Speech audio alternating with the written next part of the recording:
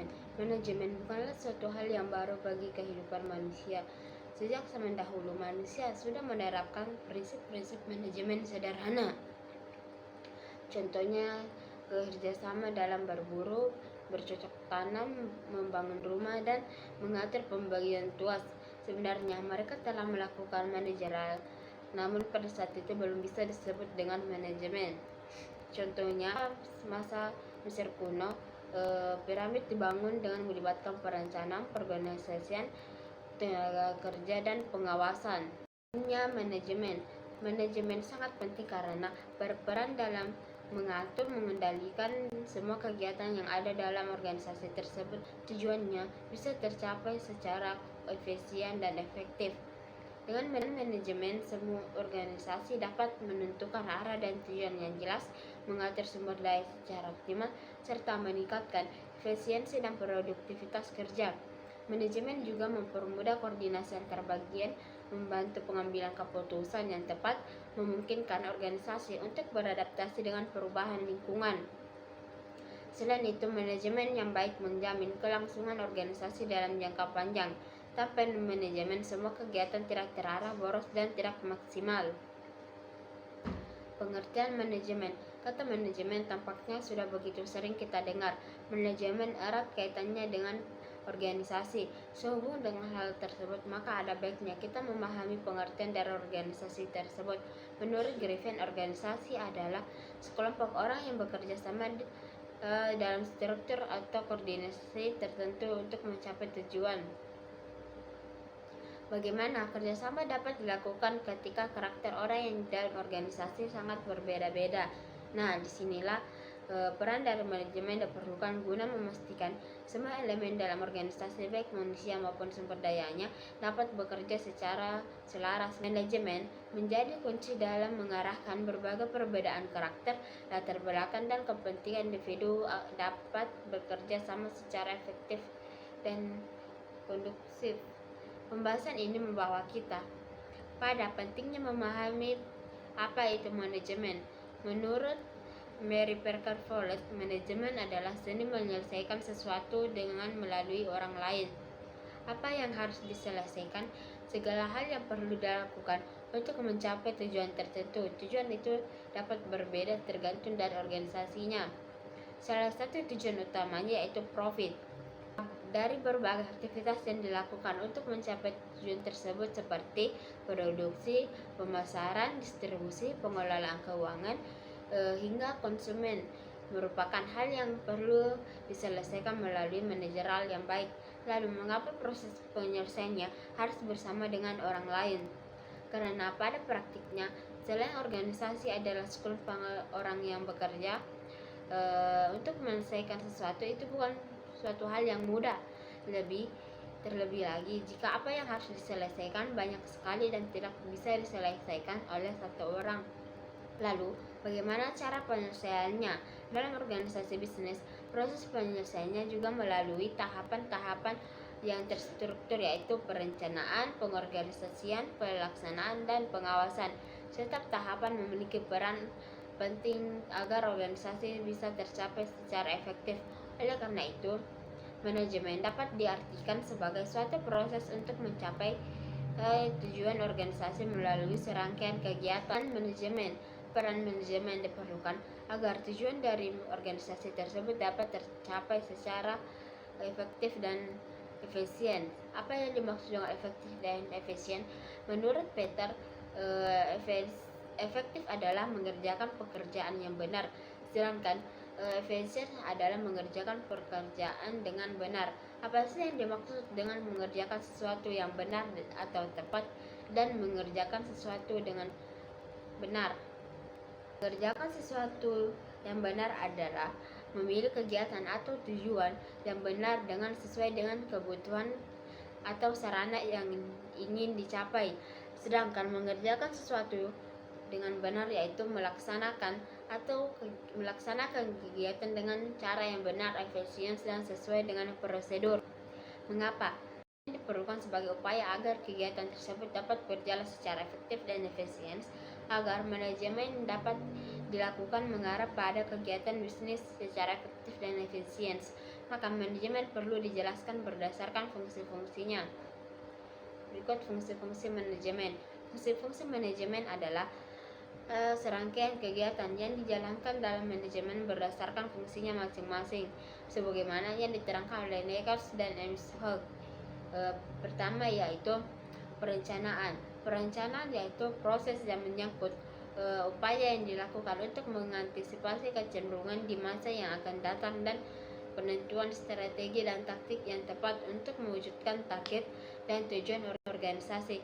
Di antara kecenderungan dunia bisnis sekarang selanjutnya yaitu pengorganisasian, yaitu proses bagaimana strategi dan taktik yang telah dirumuskan dalam perencanaan didesain dalam sebuah struktur organisasi yang tepat dan tangguh, sistem dan lingkungan organisasi yang kondusif dan bisa memastikan bahwa semua pihak organisasi bisa bekerja secara efektif dan efisien guna mencapai tujuan organisasi. Selanjutnya pengimplementasian. Nah, pengimplementasian itu proses program yang dijalankan oleh seluruh pihak dalam organisasi serta proses motivasi agar semua pihak dapat bekerja sama dalam tanggung jawab dengan penuh kesadaran dan produktivitas yang tinggi. Yang terakhir yaitu pengendalian dan pengawasan atau controlling, yaitu proses yang dilakukan untuk memastikan seluruh rangkaian kegiatan yang telah direncanakan di organisasi dan diimplementasikan bisa berjalan dengan sesuai target yang diharapkan, sekalipun berbagai perubahan yang terjadi dalam lingkungan dunia bisnis. Unsur-unsur manajemen yang pertama, manajemen sumber daya manusia. Manajemen sumber daya manusia adalah cara mengatur dan memelihara tenaga kerja agar sesuai dengan kebutuhan bisnis. Tujuannya adalah agar mendapatkan orang yang tepat untuk pekerjaan yang tepat dan menjaga agar mereka bekerja dengan baik. Manajemen produksi. Manajemen produksi adalah pengaturan proses produksi agar memastikan bahwa barang atau jasa sesuai dengan standar yang diinginkan konsumen dengan cara efisien. Artinya, bagaimana bahan-bahan yang bisa diolah oleh produk di akhir dengan kualitas yang baik dengan biaya yang hemat.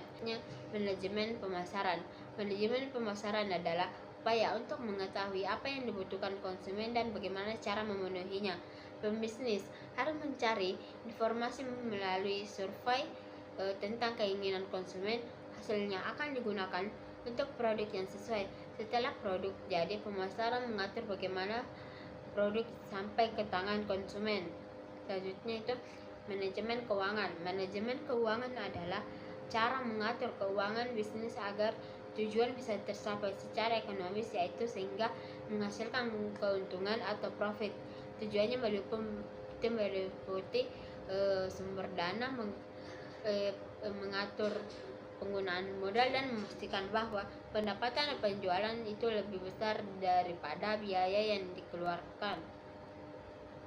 Yang terakhir itu manajemen informasi. Manajemen informasi bertujuan agar bisnis bisa bertahan dalam jangka panjang. Caranya adalah dengan menyajikan informasi yang dibutuhkan perusahaan, baik dari dalam maupun dari luar. Agar bisnis bisa menyesuaikan diri dengan perubahan teknologi seperti komputer, TV, membantu mengumpulkan, mengelola, menyebarkan informasi bisnis.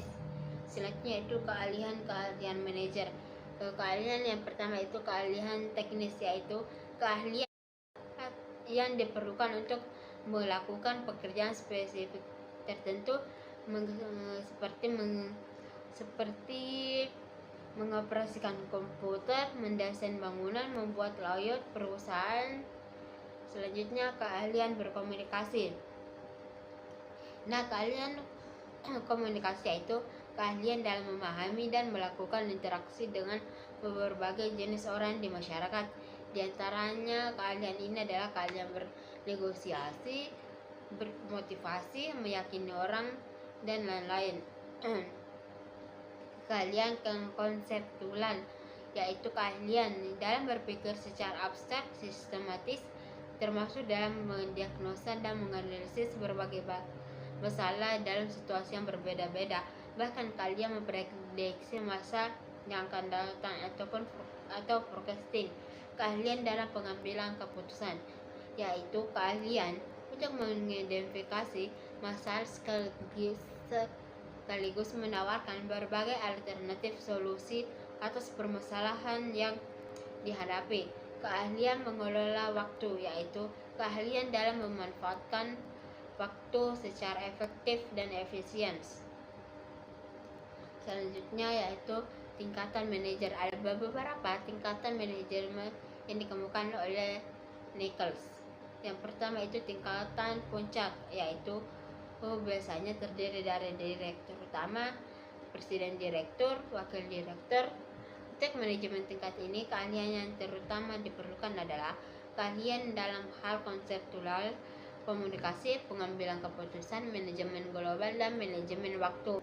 Selanjutnya itu manajemen tingkat tengah, yang biasanya terdiri dari para manajer, kepala divisi ataupun departemen dan kepala cabang. Untuk manajemen tingkat menengah ini, keahlian yang diperlukan antara keahlian konseptual, komunikasi, pengambilan keputusan, manajemen waktu, dan teknikal. Selanjutnya itu manajemen supervisi, yaitu manajemen yang biasanya terdiri dari supervisi, ketua kelompok, dan lainnya. Di antara keahlian terutama yang perlu dimiliki oleh keahlian ini yaitu keahlian komunikasi, pengambilan keputusan, manajemen waktu, dan teknikal. Selanjutnya itu manajemen non supervisi, yaitu manajemen yang biasanya terdiri dari para tenaga kerja tingkat bawah pada umumnya seperti buruh, pekerja bangunan, dan lain-lain. Keahlian yang terutama yang harus dimiliki oleh level ini yaitu keahlian teknikal, komunikasi, dan manajemen waktu. Ayat-ayat yang berhubungan dengan manajemen yaitu surah Al-Hasr ayat 18. A'udzubillahi minasyaitonirrajim. Bismillahirrahmanirrahim. Ya ayyuhallazina amanu taqullaha wa tansurul nafsum ma qaddamat liqad wa taqullaha innallaha khabirum bima ta'malun. Artinya, wahai orang-orang yang beriman, bertakwalah kepada Allah dan hendaklah setiap orang memperhatikan apa yang telah diperbuatnya untuk hari esok akhirat, dan bertakwalah kepada Allah, sesungguhnya Allah Maha mengetahui terhadap apa yang kamu kerjakan. Keterkaitannya dengan manajemen adalah ayat ini mengajarkan tentang perencanaan dan evaluasi, dua fungsi penting dalam manajemen. Ada memerintahkan setiap individu untuk memperhatikan dan menilai apa yang telah diperbuat untuk masa depannya. Artinya, manusia harus bertanggung jawab atas tindakannya dan berpikir ke masa depan. Dalam konteks manajemen, ini berarti pentingnya perencanaan yang matang, pelaksanaan yang terarah, serta evaluasi yang berkala untuk memastikan bahwa segala aktivitas yang dilakukan sesuai dengan tujuan dan memberikan hasil yang diharapkan. Manajemen yang baik dimulai dari kesadaran atas dampak keputusan hari ini terhadap masa depan organisasi.